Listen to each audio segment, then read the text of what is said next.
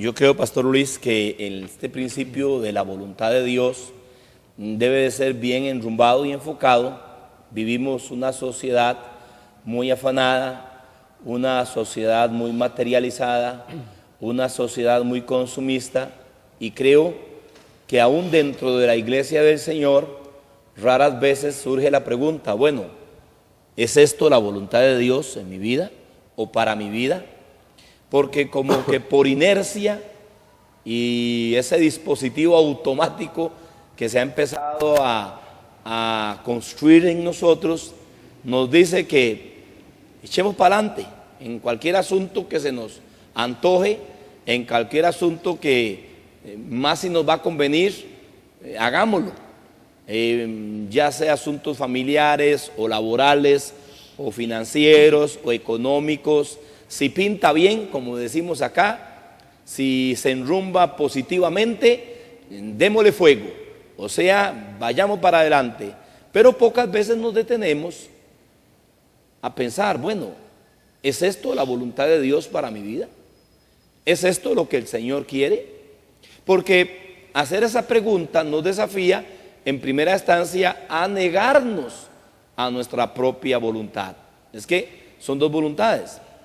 Decía el pasaje que leía el pastor Luis de las palabras de Jesús a sus apóstoles, que está enseñándole precisamente la oración modelo del Padre Nuestro. Dice, venga tu reino, hágase tu voluntad. ¿Qué se entiende por eso?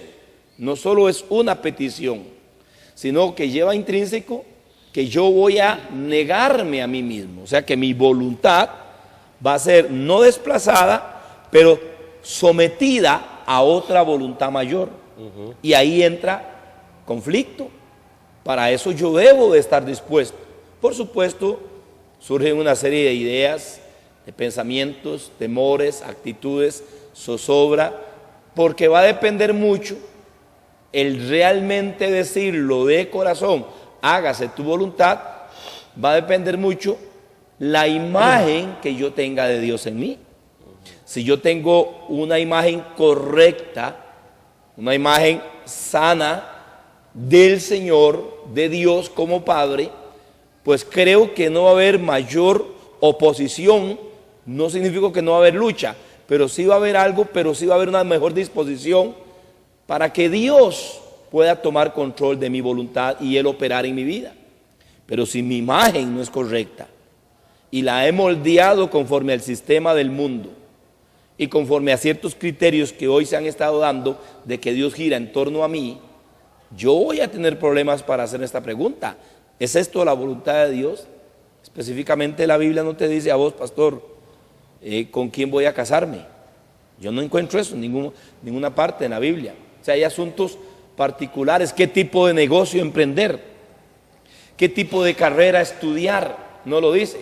Pero sí hay una voluntad general en toda la Escritura que se nos clarifica, pasajes bíblicos tanto en el Antiguo y en el Nuevo, donde Dios enrumba los principios vitales a los cuales yo debo someterme, y una vez que yo me familiarice con esos principios vitales, empiezo a desarrollar sensibilidad para asuntos específicos.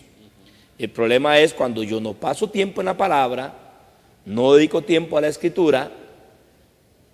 Puedo que esté oyendo un espíritu y yo le garantizo que esa voz no será la voz del Espíritu Santo, porque el Espíritu de Dios nunca va a intervenir en nuestra vida independientemente de la voluntad revelada por Dios en su palabra.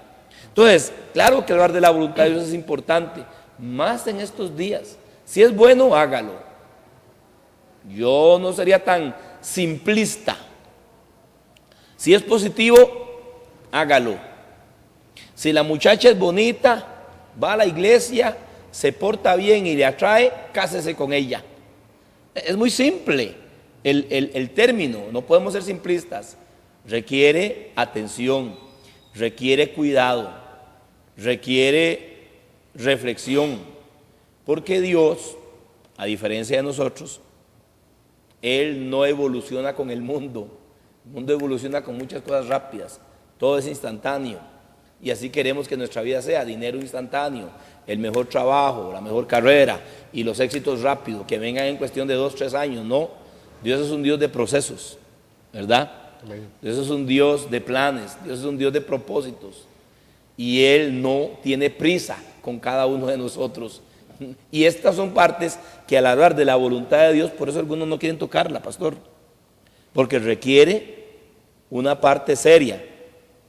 Por supuesto, hoy se habla la voluntad de Dios, que usted prospere, la voluntad de Dios, que tenga una buena casa, la voluntad de Dios, que tenga un buen carro. Entonces lo vemos como una voluntad de Dios muy favorecida para nosotros, una voluntad de Dios como muy acomodada a nuestro gusto y criterio. Pero cuando yo vengo a la palabra de Dios y miramos asuntos de la voluntad de Dios específicos, desafían nuestra carne, nuestro egoísmo, nuestra manera de pensar, porque nos quiere conformar. Uno de los principios de la voluntad de Dios, hablaba el pastor Luis, beneficios. Uno de los primeros beneficios de la voluntad de Dios es conformarnos a la imagen de su Hijo Jesús.